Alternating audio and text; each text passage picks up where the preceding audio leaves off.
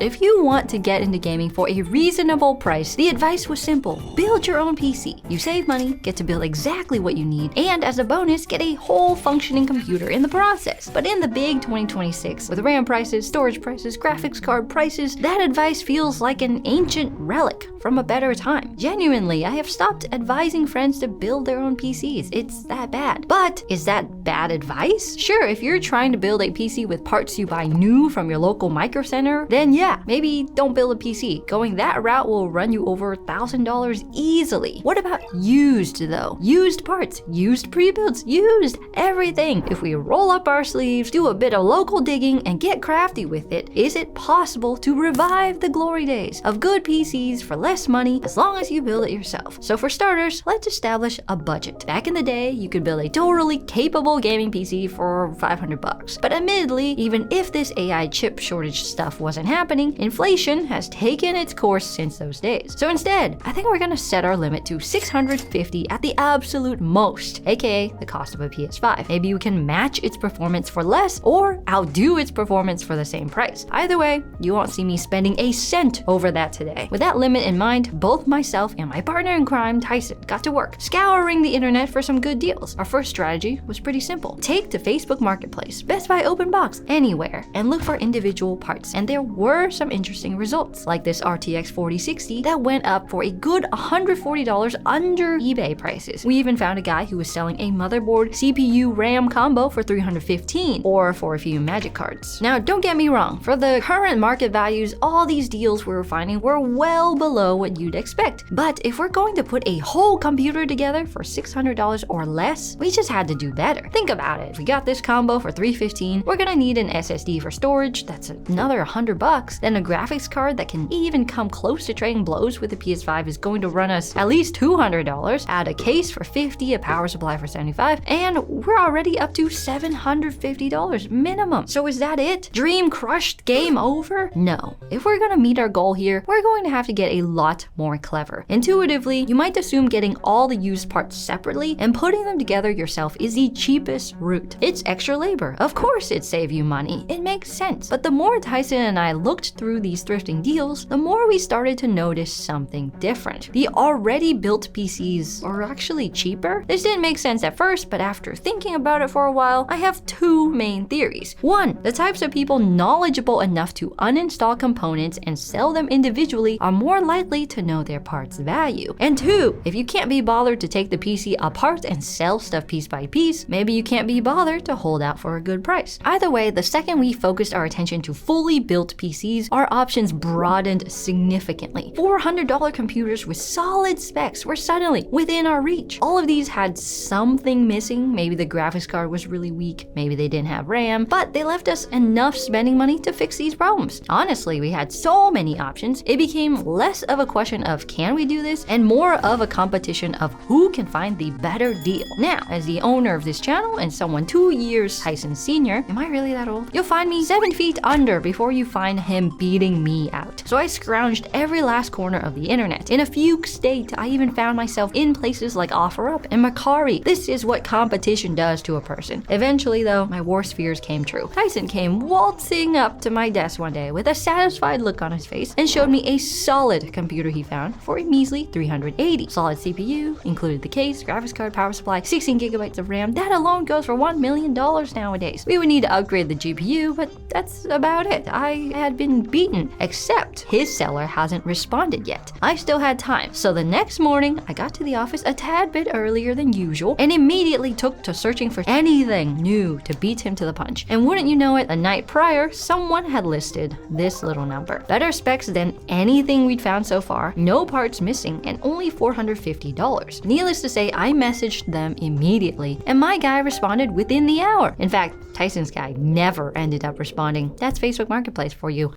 While Tyson was out thrifting a PC, he kept getting notifications on his phone. But unfortunately, his phone ran out of battery at the worst time while he was bargaining for a deal. That's where our sponsor Ugreen saves the day. The Ugreen Nexode Pro 160-watt charger is the world's first 160-watt charger with a smart display and a cable built right into it. It delivers up to 140 watts through a single port fast charging and has a total output of 160 watts. That's 0 to 55% in just 30 minutes for a MacBook Pro. While working on the go, what do you charge? Your computer, your phone, or your gaming handheld? Now you don't have to choose. You can charge them all at once using the 3 USB-C ports and 1 USB-A port right on the charger itself. Plus, it has a built-in retractable cable that lets you quickly charge as well. So don't worry if you forgot your USB-C cable at home. The smart display shows how much wattage is being sent to each port in real time. And if you want more personalized settings, you can also remotely control it using Bluetooth and the app. The app lets you adjust other things like charging modes and using a sleep timer. And if that's not enough power, they have the Nexode Pro 300-watt desktop charger that can charge up to 7 devices at once. Pick yours up using the first link in the description today. Naturally, as punishment for his defeat, I made him go and pick up the computer. I don't like driving. Yes,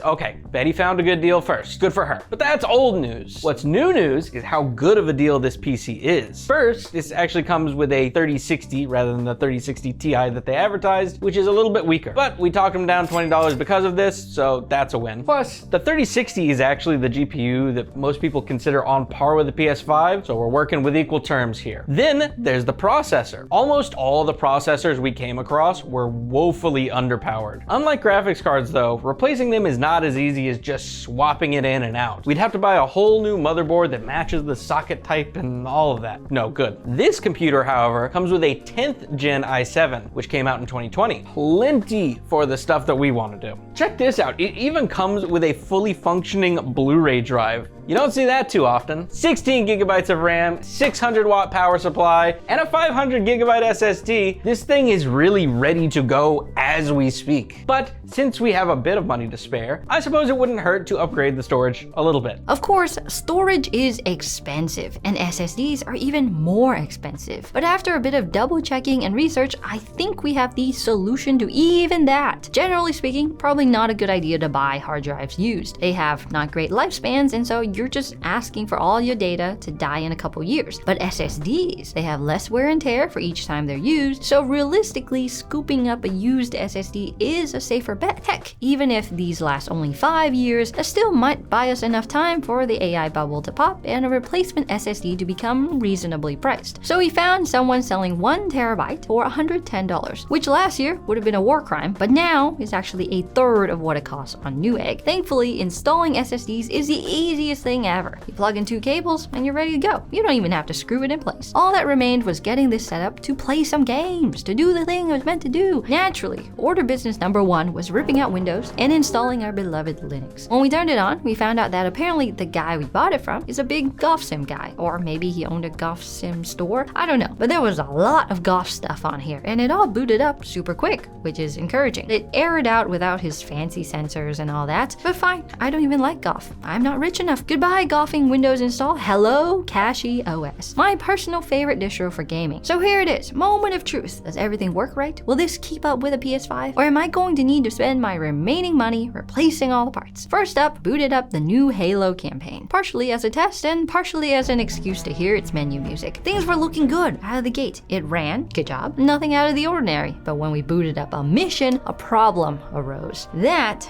is not a good temperature. The game hadn't been running but a couple minutes, and yet the CPU was already at its absolute limits. We tried a few more games and the same thing happened. It wasn't a fluke. Maybe it needs new thermal paste. I don't know all that much about building computers. I've only built like 3, but I know that's a good place to look for temperature issues. So I had Tyson give it a go. It was there that the real problem revealed itself. The CPU fan was broken. Some of its clips were missing, so it wasn't making full contact with the processor, aka it wasn't doing its job at all. There goes the free solution, but thankfully this isn't the end of the world. A new cooler would be like $50 and would honestly be a lot better performing than the stock cooler to begin with. One tiny trip to Micro Center later, we were out $45 and up 1 fan. We actually could have fit one of those huge coolers in here, but then we'd have to ditch the Blu-ray drive, and that thing is too cool to ditch, so low profile it was. Installation should have been a breeze, except this is a horizontal case that doesn't have a backplate that you can slide off. Usually, you just slide off the back side, install the second part of the cooler, but since that that's not an option, Tyson had to disassemble the entire motherboard a little bit. That added extra 15 minutes or so, but at the end of it,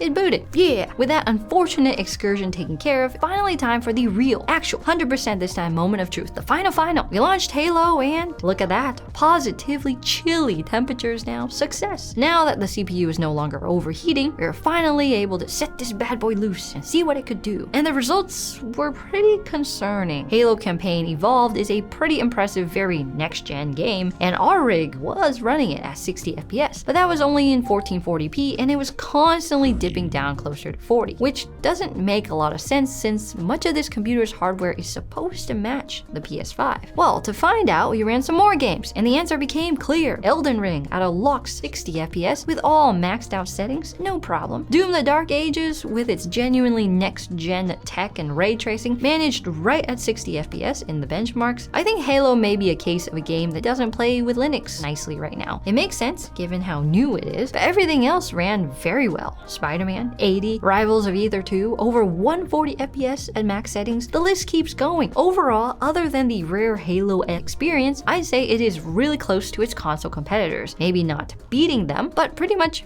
matching them. And that's great. But remember, we're only out $500. $600 if you include the optional extra storage, but even that is cheaper than the PS5. And we get so much more with this rig. PC-only games, Steam sales, free multiplayer online, not to mention an actual functioning computer that can run anything from browsing to Blender, video editing, and don't forget an infinite game library with emulation. Did it require a bit more elbow grease than shipping in a new console, plugging it in, and installing updates? Obviously, but I'm not locked down at all. And you'd be surprised how little elbow grease it took. Or at least, that's what Tyson said. I wouldn't know. I won the bet, so I didn't have to. In the end, can you build a solid gaming PC for a reasonable price? Yeah, you can. Honestly, had we not gotten unlucky with the cooler and it came with the GPU they advertised, we'd be getting even better performance for $50 less. But that's just the nuance you have when you navigate thrifting. Totally worth it, in my opinion. I think down the line, we might even sell this graphics card, upgrade to something $50 beefier, and start blowing the PS5 out of the water. But for now, I have some Blu-rays to rip with this thing, because why not? Peace out.